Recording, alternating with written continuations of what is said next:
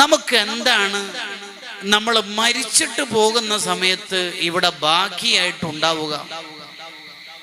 മരിച്ചവരെ കുറിച്ച് നമ്മൾ കൂടുതൽ ആലോചിക്കുന്നതിനേക്കാൾ നല്ലത് നമ്മൾ നാളേക്ക് വേണ്ടി എന്ത് ചെയ്തു എന്ന് ആലോചിക്കുന്നതായിരിക്കും.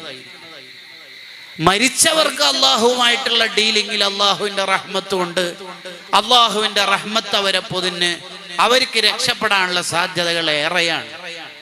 ഇന്നും നാളെയുമായി നമ്മൾ മരണപ്പെട്ടാൽ ആഖിറത്തിലേക്ക് എത്തുന്ന സമയത്ത് നമ്മുടെ ഓരോരുത്തരുടെയും കയ്യിൽ അസറ്റ് സ്വത്തായിട്ട് കരുതി വെക്കുന്ന സ്വത്തായിട്ട് എന്താണുള്ളത് എന്ന് ആരോടുമല്ല, നമ്മളോട് തന്നെ ഇടയ്ക്കിടെ ചോദിച്ചുകൊണ്ടിരിക്കണം. അതിന് നമ്മൾ ജീവിതത്തിൽ ശ്രദ്ധിക്കേണ്ട ചില ഏരിയകളെ കുറിച്ച് സംസാരിക്കാനാണ് ഞാൻ വിചാരിക്കുന്നത്. സ്വാലിഹീങ്ങളായ മക്കൾ നമ്മൾ ഇവിടെ മരണപ്പെട്ട് ബാക്കിയായി ഇവിടെ ഉണ്ടെങ്കിൽ, മക്കൾ എന്ന നിഅമത്ത് അള്ളാഹു നമുക്ക് നൽകുന്നത് തന്നെ നമുക്ക് അവർ മുഖേന സ്വർഗം കിട്ടാനാണ്. ചെറുപ്പത്തിൽ ആ കുട്ടികൾ നമ്മുടെ മുന്നിൽ വെച്ച് നമ്മുടെ ജീവിതകാലത്ത് മരിച്ചുപോയാൽ അവർ വെൽക്കം ബാനറുമായി സ്വർഗത്തിന്റെ കവാടത്തിൽ കാത്തു നിൽക്കും.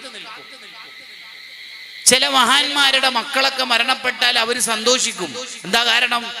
ഈ കുട്ടി ആഖിറത്തിൽ എന്നെ സ്വർഗത്തിലേക്ക് മാടി വിളിക്കുന്ന ബാനറാണല്ലോ, സ്വാഗതം പറയുന്ന കുട്ടിയാണല്ലോ. അതാണ് അബൂ ദർദാ റളിയല്ലാഹു അൻഹു വഫാത്താകുമ്പോൾ ഭാര്യ ഉമ്മു ദർദാ ബീവി കരയുകയാണ്. ഭാര്യയോട് ചോദിച്ചു, ഈ എന്തിനാ കരയണത്? നമ്മുടെ 3 മക്കള് ചെറിയ പ്രായത്തിൽ മരിച്ചിട്ടില്ലേ? അവർ ഫറത്തല്ലേ അബവൈഹി, ഉപ്പക്കും ഉമ്മക്കും സ്വാഗത ബാനറുമായി സ്വർഗത്തിൽ കാത്തിരിക്കുന്നുണ്ടാവൂലേ? മോളെന്തിനെ പേടിക്കണം? മരിച്ചാൽ അവരില്ലേ നമ്മളെ സ്വർഗത്തിലേക്ക് എത്തിക്കാൻ എന്ന് പ്രതീക്ഷയോടെ പറയുന്നുണ്ട്. ഇനി നമ്മളെ മക്കൾ ചെറുപ്പത്തിൽ മരിക്കുകയല്ല, ആയുസ്സൊക്കെ കിട്ടി വലുതായിട്ടുണ്ട്, നമ്മളാണ് അവരുടെ മുന്നേ മരിച്ചത് എങ്കിൽ വലദുൻ സ്വാലിഹുൻ യദ്ഉ ലഹു, നമ്മുടെ ഖബർ സ്വർഗമാക്കാൻ അവർ മതി. അതിനെന്ത് വേണം? വലദുൻ സ്വാലിഹുൻ, ഒറിജിനൽ മുഅ്മിനായ മോനാവണം നമ്മുടെ മക്കൾ. ആണായാലും പെണ്ണായാലും നമ്മുടെ മക്കൾ നല്ല മുഅ്മിനീങ്ങളാവണം. അതിന് ഇമാം ഗസാലി റളിയല്ലാഹു അൻഹു ഒരുപാട് വഴികൾ നിർദ്ദേശിക്കുന്നുണ്ട്. എവിടെ എത്തിയാലും ഏത് ഉസ്താദിനോടും സയ്യിദിനോടും മുത്തബറക്ക് ബിഹിയായി നമ്മൾ കണക്കാക്കുന്ന മഹാന്മാരോടെല്ലാം ഓരോരുത്തരും പറയണം, ഉസ്താദെ എൻ്റെ മോനൊന്ന് നന്നായി കിട്ടണം, മോളെ കാര്യം ഒന്ന് ശരിയാവണം, എൻ്റെ മോൻ ഒരു പുതിയ ലിബറൽ ചിന്താഗതിയിലാണ്, അവനൊരു തരം യുക്തിവാദ ചിന്തയാണ്, നന്നാവാൻ ഉസ്താദ് ഒന്ന് ദ്വാരക്കണം. അതാ 90% ആൾക്കാരും ദ്വാരക്കാൻ പറയുന്നു. ആചാര്യങ്ങളെ ഇന്നലെ പരിപാടിക്ക് ഗംഭീര പരിപാടിയായിരുന്നു ഇന്നലെ നടന്നത്, കണ്ടില്ലല്ലോ? ഉസ്താദെ മക്കളെ പോറ്റണ്ടേ, ഷോപ്പ് ഇപ്പം കുറച്ച് ലേറ്റായിട്ടാണ് അടക്കല് എന്ന് കണ്ടോ? പരിപാടിക്ക് വന്നാൽ ദ്വാരക്കാൻ പറയണത് മക്കളെ കാര്യം, പരിപാടിക്ക് ഇല്ലെങ്കിൽ എന്തുകൊണ്ട് ഇല്ലായിരുന്നു എന്ന ചോദ്യത്തിനും പറയണത് മക്കളെ പോറ്റണ്ട ഉസ്താദെ, ഷോപ്പ് അടക്കാൻ കുറച്ച് വൈകുന്നുണ്ട്, മക്കളെ കാര്യം. അപ്പൊ ഓരോ ഉപ്പയും ഉമ്മയും ഇവിടെ ജീവിക്കുന്നത് മക്കൾക്ക് വേണ്ടിയിട്ടാ. ആ മക്കളെങ്ങാനും നമ്മളിവിടെ ജീവിച്ച 65-ാം കൊല്ലം 65-ാം വയസ്സിൽ മരണപ്പെട്ട് ഖബറിലെത്തിയിട്ട് ഈ മക്കളെങ്ങാനും വല്ല മുജാഹിദോ ജമാഅത്തോ ആയി തീർന്ന് ഓതിയിട്ട് കാര്യമില്ല എന്ന് പറഞ്ഞാൽ ഹാജിയാരെ 65 കൊല്ലം നഷ്ടായി പോകും. നടത്തിയ കച്ചവടം വമ്പൻ നഷ്ടായി പോകും. നമ്മളെ മക്കളൊക്കെ ഒന്ന് സ്വാലിഹീങ്ങളായി കിട്ടണം. അതാണ് സയ്യിദുനാ ഉസ്മാൻ ബിൻ അഫ്ഫാൻ റളിയല്ലാഹു അൻഹു പറഞ്ഞത്, ഒരു മനുഷ്യൻ ഏറ്റവും കൂടുതൽ ദുനിയാവിൽ പേടിക്കേണ്ട ഒരു പേടി, എൻ്റെ മക്കളെ കൊണ്ട് എനിക്ക് സ്വർഗമായിരിക്കോ നരകായിരിക്കോ എന്നൊരു പേടി ഉള്ളിൻ്റെ ഉള്ളിൽ എപ്പോഴും ഉണ്ടാവണം. അത് മക്കളെ വളർന്നു വലുതായതിനു ശേഷമുള്ള ഒരു ആശങ്കയല്ല, ചെറിയ പ്രായം മുതലേ ഈ മക്കളെ നോക്കുമ്പോൾ നമ്മളുടെ ഉള്ളിൻ്റെ ഉള്ളിൽ അവനോട് പറയാത്തൊരു പേടി ഉണ്ടാവണം. ഈ മകനെ കൊണ്ട് ഈ മകളെ കൊണ്ട് എനിക്ക് സ്വർഗമായിരിക്കോ അല്ല നരകായിരിക്കുമോ എന്ന ആശങ്ക, എന്ന പേടി നമ്മുടെ ഉള്ളിൽ അലട്ടിക്കൊണ്ടിരിക്കണം. ഇതൊക്കെ പറഞ്ഞു വന്നതിന്റെ താല്പര്യം നമ്മളെ മക്കള് സ്വാലിഹീങ്ങളായി കിട്ടണം. അതിനെന്താ വേണ്ടത്? ഒന്നാമത് വേണ്ടത് മക്കൾക്ക് ചെറിയ പ്രായം മുതൽ തന്നെ ബഹുമാനിക്കേണ്ടവരോടുള്ള ബഹുമാനം നമ്മൾ ശരിക്കും പഠിപ്പിച്ചു കൊടുക്കണം. ഇമാം ഗസാലി റളിയല്ലാഹു അൻഹു ഇഹ്യയിൽ അത് പറയുന്നുണ്ട്. ഉസ്താദുമാരോടുള്ള, അധ്യാപകരോടുള്ള, ടീച്ചേഴ്സിനോടുള്ള, അയൽവാസികളോടുള്ള ആരെല്ലാം ബഹുമാനിക്കണമെന്ന് ഇസ്ലാം നിർദ്ദേശിച്ചിട്ടുണ്ടോ അവരോടൊക്കെയുള്ള ബഹുമാനം ഉപ്പയും ഉമ്മയും ചെറിയ പ്രായം മുതൽ കുട്ടികൾക്ക് പഠിപ്പിച്ചു കൊടുത്തിട്ടില്ലെങ്കിൽ ആ കുട്ടി വളർന്ന് വലുതായാൽ തല തിരിഞ്ഞു പോകും. My life is my choice, എന്റെ കാര്യം ഞാൻ നോക്കിക്കോളും, നിങ്ങൾ എന്തിനാ എന്റെ കാര്യം നോക്കുന്നത് എന്ന് മൂത്താപ്പനോട് പറയും, ഇളയപ്പനോട് പറയും. ഈ മകള് പറയും, എന്റെ കല്യാണത്തിന്റെ വിഷയത്തിൽ എന്തിനാ മൂത്താപ്പ ഇടപെടുന്നത്? എന്തിന്? എന്റെ കാര്യത്തിൽ എന്തിനാ ഈ കാരണന്മാര് അമ്മാവന്മാര് ഇടപെടുന്നത്? ഉപ്പ നോക്കുന്നങ്ങ് നോക്കിയാൽ മതി എന്നൊക്കെ അവൻ പറയണ എന്തുകൊണ്ടാന്ന് ചോദിച്ചാൽ അവരോടുള്ള ബഹുമാനം നമ്മൾ ചെറുപ്പത്തിലെ പഠിപ്പിച്ചു കൊടുത്തിട്ടില്ല. ഒരു കുട്ടി നന്നാവണമെങ്കിലുള്ള ആദ്യ വഴി അതാണ്. ചെറിയ പ്രായം മുതൽ തന്നെ ആരെയൊക്കെ ബഹുമാനിക്കണമെന്ന് നമ്മളെ മതം പറയുന്നുണ്ടോ അവരോടുള്ള ബഹുമാനം ഒക്കെ കൊടുക്കണം. നിങ്ങൾ കണ്ടില്ലേ സയ്യിദുന അബ്ദുല്ലാഹി ഇബ്നു ഉമർ റളിയല്ലാഹു അൻഹുമാ, ഉമർ റളിയല്ലാഹുവിന്റെ പ്രിയപ്പെട്ട മകനാ. ഒരു കുതിരപ്പുറത്ത് നല്ല തലീക്കെട്ടൊക്കെ കെട്ടി യാത്ര ചെയ്തുകൊണ്ടിരിക്കുമ്പോൾ പ്രായമുള്ള ഒരാളെ അബ്ദുല്ലാഹി ഇബ്നു ഉമർ റളിയല്ലാഹു അൻഹുമ കണ്ടു. അവിടുന്ന് ഇറങ്ങി വളരെ ബഹുമാനത്തോടെ അയാളെ സ്വീകരിച്ച് തന്റെ വിലപിടിപ്പുള്ള തലീക്കെട്ട് അയാൾക്ക് വെച്ചു കൊടുത്തു. ഈ കുതിര നിങ്ങൾ എടുത്തോളി എന്ന് പറഞ്ഞ് ഹദിയായി നൽകുകയും ചെയ്തു. കൂടെ ഉണ്ടായിരുന്ന ആൾ കുറച്ച് സമയം കഴിഞ്ഞതിന് ശേഷം ചോദിച്ചു, ഉസ്താദിന് അയാൾക്ക് കൊടുക്കാൻ വേറെയും തലപ്പാവുണ്ട്, പിന്നെ മറ്റു വാഹനങ്ങളും ഉണ്ട്. ഈ വിലപിടിപ്പുള്ള കുതിര തന്നെയും ഉസ്താദിന് ഏറ്റവും ഇഷ്ടമുള്ള തലപ്പാവ് തന്നെയും ഇത് തന്നെ സെലക്ട് ചെയ്തിട്ട് ഒരിക്കൽ കൊടുക്കാൻ വല്ല കാരണമുണ്ടോന്ന് ചോദിച്ചു. അതിന് മറുപടി എന്താ പറഞ്ഞതറിയോ? ഈ വന്നയാൾ ആരാന്നറിയോ നിനക്ക്? ഇല്ല, എൻ്റെ ഉപ്പ ഉമർ റളിയല്ലാഹു അൻഹു എൻ്റെ സുഹൃത്താണ്. ഉപ്പാനോടുള്ള ബഹുമാനത്തിന്റെ ഭാഗമാണ് ഉപ്പാരുടെ സുഹൃത്തുക്കളെ ബഹുമാനിക്കലെന്ന് നബി സല്ലല്ലാഹു അലൈഹി വസല്ലം തങ്ങൾ നമ്മളെ പഠിപ്പിച്ചിട്ടില്ലേ എന്ന് ചോദിക്കുന്നുണ്ട്. നമ്മൾ പഠിക്കേണ്ട ഒരു ആശയമാണത്. ഉപ്പാന്റെ ജ്യേഷ്ഠന്മാരോട്, ഉപ്പാന്റെ അനുജന്മാരോട്, ഉമ്മന്റെ അനുജത്തിമാർ, ജ്യേഷ്ഠത്തിമാർ, അവരോടൊക്കെ ഉള്ള ബഹുമാനം ഉമ്മാനും ഉപ്പാനും ബഹുമാനിക്കുന്നതിന്റെ ഭാഗ. അത് പറഞ്ഞ മതാ നമ്മളെ മതം. അങ്ങനെ നമ്മളെ മക്കൾക്ക് പഠിപ്പിക്കുന്ന ഉസ്താദ് എന്നെ മാത്രം ബഹുമാനിച്ചാൽ മതി എന്നുള്ള തിയറി ദർസിലോ മദർസയിലോ കൊടുക്കരുത്. നിങ്ങൾക്ക് എന്റെ ക്ലാസ് അല്ലേ ഇഷ്ടമുള്ളൂ എന്ന സ്വാർത്ഥ ചിന്താഗതിയിലേക്ക് എത്തരുത്. അവർക്ക് വലിയ ബഹുമാനം കൊടുക്കണം. ആരോടുള്ള ബഹുമാനം? ആരൊക്കെ ബഹുമാനിക്കാനാണോ മതം പറഞ്ഞത് അവരോടുള്ള ബഹുമാനം കൊടുക്കണം. ഉപ്പാനെ ബഹുമാനിക്കണം എന്ന് ആരാ പഠിപ്പിച്ചു കൊടുക്കേണ്ടത്? ഏറ്റവും കൂടുതൽ ഈ ഭൂമിയിൽ ഏറ്റവും കൂടുതൽ ഉപ്പാനെ ബഹുമാനിക്കണം എന്ന് പഠിപ്പിച്ചു കൊടുക്കേണ്ട ആള് മക്കൾക്ക് ഉമ്മയാണ്. ഖുർആനിലും ഹദീസിലും കൂടുതലായിട്ട് ബഹുമാനിക്കണമെന്നും സ്നേഹിക്കണമെന്നും പഠിപ്പിച്ചത് ഉമ്മാനെ കുറിച്ചായിരിക്കും. ചരിത്രത്തിലും കൂടുതൽ അതൊക്കെ തന്നെ ഉണ്ടാവുക. ബിർറുൽ വാലിദൈനി എന്ന കിതാബിന് ടൈറ്റിൽ ഉണ്ടെങ്കിലും ഒരുപാട് ചരിത്രങ്ങൾ ഉമ്മാനെ പരിചരിച്ചതും ഹിദ്മത്തെടുത്തതും തന്നെ ഉണ്ടാവുക. അതെന്താ അങ്ങനെ ആയത്? ഉപ്പാനെ ബഹുമാനിക്കണ്ട എന്നതുകൊണ്ടാണോ? അല്ല. അതെന്തുകൊണ്ടോ പിന്നെ ഖുർആനിലും ഹദീസിലും ചരിത്രങ്ങളിലും ഗ്രന്ഥങ്ങളിലും ഉമ്മാനെ ബഹുമാനിക്കണം എന്ന് കൂടുതൽ പറയാനുള്ള കാരണം എന്താ? ഉമ്മ കഷ്ടപ്പെടുന്ന കഷ്ടപ്പാടുകൾ നമ്മൾ കാണാത്ത കാലത്തോ ജീവിക്കാത്ത കാലത്തോ ബുദ്ധി വെക്കാത്ത കാലത്തോ സംഭവിച്ചതായിരിക്കും. ഉദാഹരണത്തിന്, ഉമ്മ ഗർഭം ചുമന്ന കാലത്ത് നമുക്കെന്ത് തിരിയാനാ? ഉമ്മ പ്രസവിച്ച കാലം നമുക്കെന്ത് മനസ്സിലാവാനാ? ഉമ്മ മുലയൂട്ടിയ കാലം നമുക്കെന്ത് ഓർമ്മ ഉണ്ടാവാനാ? ഇത് മൂന്നും നമുക്കങ്ങനെ പെട്ടെന്ന് ഓർമ്മയിൽ വരാത്ത ഒരു കാല. അതുകൊണ്ടാണ് ഉമ്മുക്ക ഉമ്മുക്ക ഉമ്മുക്ക എന്ന് 3 വട്ടം ഹദീസിൽ വന്നത്. പിന്നെ ഉപ്പ കഷ്ടപ്പെടുന്നത് രാവിലെ ഷോപ്പിൽ പോയി പാതിരൊക്കെ വരുന്നു. കഴിഞ്ഞ കൊല്ലം സൗദിയിൽ പോയിട്ട് ലീവ് കിട്ടണില്ല, 2 കൊല്ലായി വരാൻ കഴിയാതെ ബുദ്ധിമുട്ടുന്നു. ഇതൊക്കെ നമ്മൾ കാണുന്നുണ്ടല്ലോ. കാണുന്ന കാര്യം പിന്നെ കൂടുതൽ വയല് പറയേണ്ട ആവശ്യമില്ലല്ലോ. ശുക്റുൽ മുൻഇമി വാജിബുൻ. ഇങ്ങോട്ട് ഒരാൾ നമുക്ക് എന്തെങ്കിലും ചെയ്താൽ അങ്ങോട്ട് നന്ദി ചെയ്യണമെന്ന് എല്ലാവർക്കും അറിയാലോ. സമജിന വാല ഇഷാറത്ത് കാഫി ഹേ, ഉറപ്പല്ലേ? അപ്പൊ പിന്നെ കൂടുതൽ പറയേണ്ട ആവശ്യമില്ലല്ലോ. അതുകൊണ്ടാണ് ഉപ്പാനെ കൂടുതൽ പറയാതിരുന്നത്. നിങ്ങൾ ഞാൻ പറഞ്ഞിട്ടില്ലെങ്കിൽ തന്നെ ബഹുമാനിക്കും.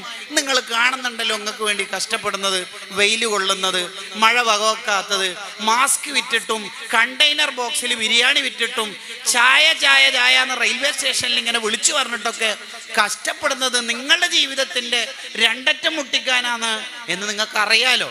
അത് പിന്നെ പറയേണ്ടതില്ലല്ലോ എന്നതുകൊണ്ടാണ് അത് പറയാത്തത് എന്ന് തഫ്സീറിന്റെ ഗ്രന്ഥങ്ങളിൽ കാണാം.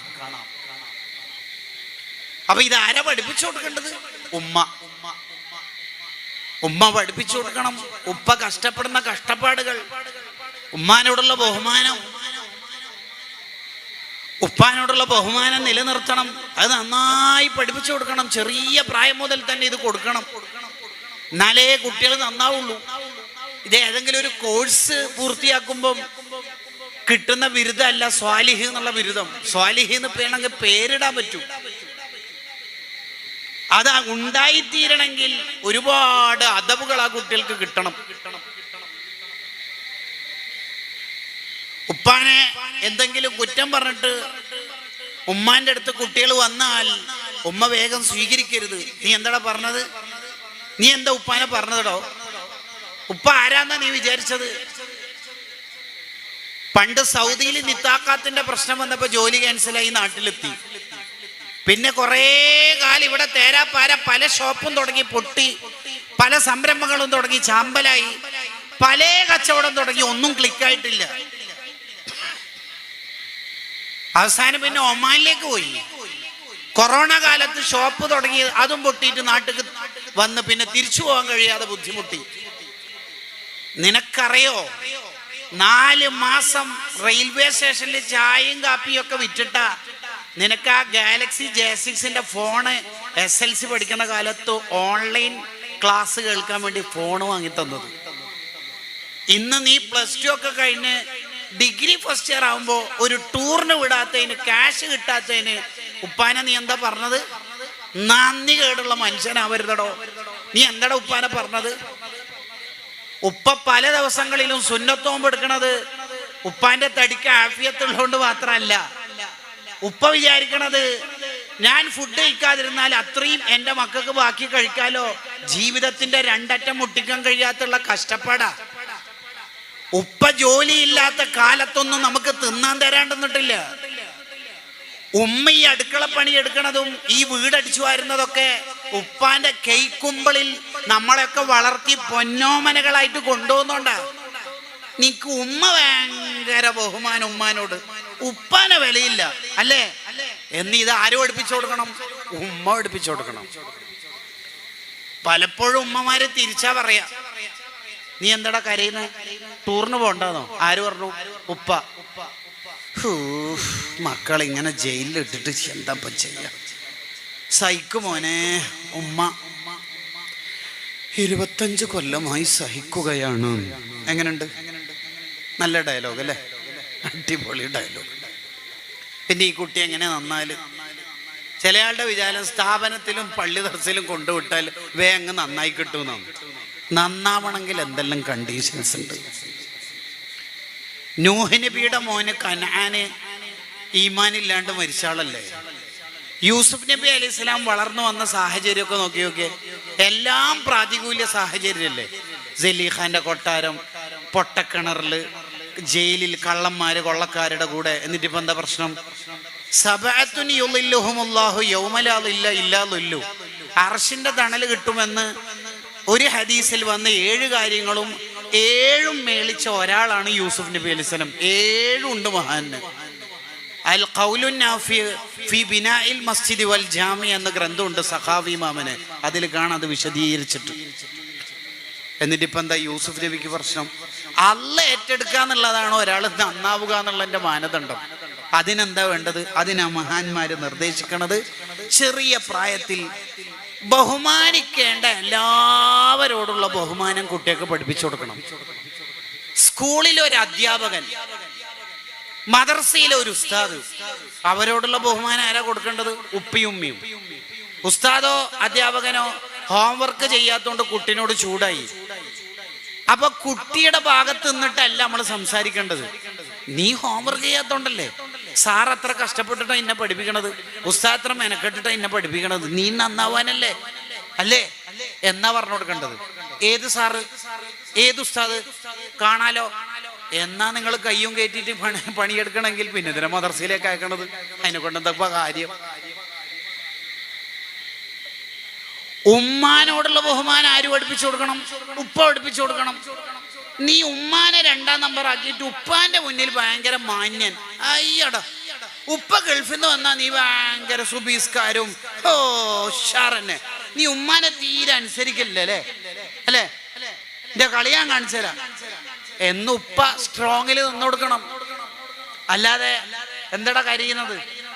ഉപ്പ വിട്ടാലും പിക്നിക്കിന് പോകണ്ട എന്നാണ് ഉമ്മാന്റെ വർത്താനം. ഉമ്മാക്ക് പൊരുത്തമില്ല പോലും. അപ്പോ ഉപ്പാന്റെ ഡയലോഗ്, ഒരു പൊരുത്തക്കോയിനെ കൊണ്ട് കുടുങ്ങിയല്ല റബ്ബ്. അല്ലോ, എന്റെ ഉപ്പാന്റെ ഡയലോഗേ. ഉപ്പ ദുനിയാവിൽ ആകെ ഒരു തെറ്റേ ചെയ്തിട്ടുള്ളൂ മോനെ, നിന്റെ ഉമ്മാനെ കല്യാണം കഴിച്ചത് എന്നും കൂടി പറഞ്ഞാൽ ഈ കുട്ടി എങ്ങനെ നന്നാവുക? ശരിക്കു പറഞ്ഞാൽ ഭാര്യ ഭർത്താക്കന്മാർ തമ്മിൽ സ്നേഹമസൃണമായി പെരുമാറുക എന്നുള്ളതും അവർ തമ്മിൽ എന്നെ പരസ്പരം ബഹുമാനിക്കുക എന്നുള്ളതും മക്കള് സ്വാലിഹീങ്ങളാവാനുള്ള ഒരു വഴിയാണ്. അഡോൾഫ് ഹിറ്റ്ലർ എന്ന് പറയുന്ന നാസി നേതാവ്, അദ്ദേഹം വലിയ ക്രൂരനായത് അയാൾ തന്നെ പരിചയപ്പെടുത്തുന്നുണ്ട്. അയാൾക്ക് ഒരു ആത്മകഥ ഉണ്ട്, മെയിൻ കാഫ്, എന്റെ സമരം എന്നാണ് അതിന്റെ അർത്ഥം.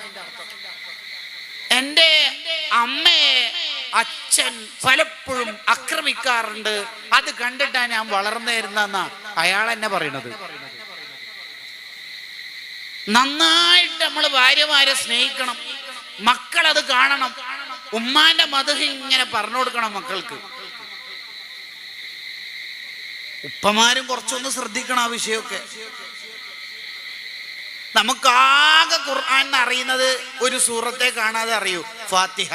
പിന്നെ ഒരായത്തും അറിയാം, അർരിജാലു ഖവ്വാമൂന അലന്നിസാ, ആണാണ് പെണ്ണിനേക്കാൾ വേൽ. നിങ്ങൾ നോക്കി ശരിക്കും ആലോചിച്ച് നോക്കി. ഇസ്ലാമിന്റെ ഒരു തിയറി എന്ന് പറഞ്ഞാൽ ഒരു പെണ്ണിന് ഇസ്ലാം കൊടുക്കണ അവകാശങ്ങൾ അറിയാത്തോണ്ടാണ് ഈ ഫെമിനിസ്റ്റ് ടീമൊക്കെ ഉറിഞ്ഞു തുള്ളണത്. ഇമാം ഷഹറാനി റളിയല്ലാഹു അൻഹു 300 കിതാബ് എഴുതാൻ തൗഫീഖ് കിട്ടിയ വലിയ മഹാനാ.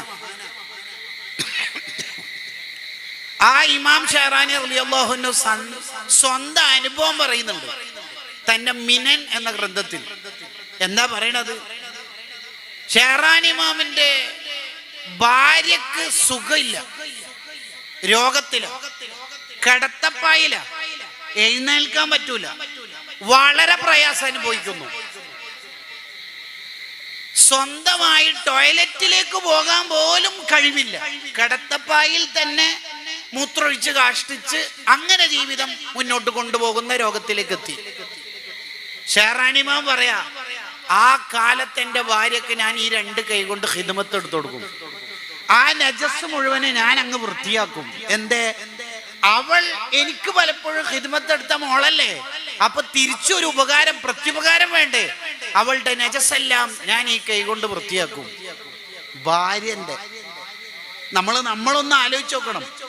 ബാത്റൂമിലെങ്ങാനും കുട്ടി കാഷ്ടിച്ച ആ നജസിന്റെ പമ്പേഴ്സ് ബാക്കിയുണ്ടെങ്കിൽ നമ്മള് ഭാര്യനോട് ചൂടാവും. ഇമാം